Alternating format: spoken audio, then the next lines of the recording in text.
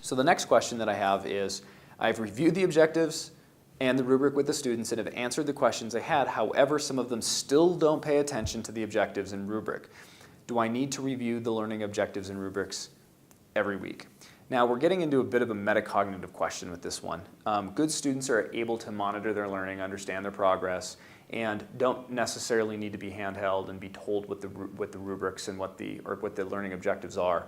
I think that giving the rubric is necessary. It's what do they do with that rubric, knowing what to do and how to use that rubric, knowing what the objectives are telling me and how to understand those objectives.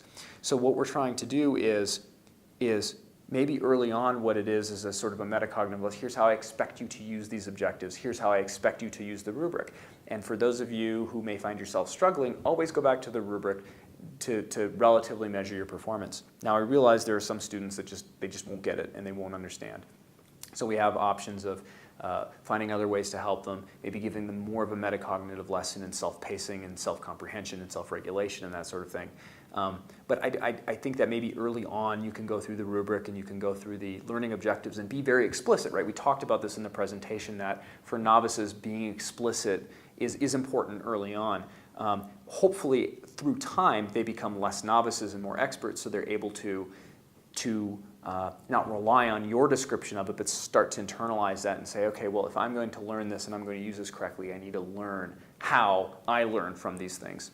So while I don't think it's necessary to go through it every week, we do need to understand that there is going to be a period of time while they're still novices and need it made explicit.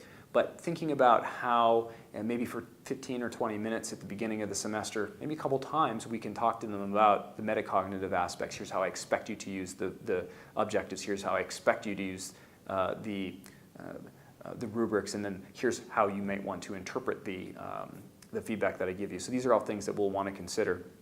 But we also have to understand that a lot of this is up to the students and their ability to understand and implement those tools to create better self-sustaining learners. So it might not work for everybody.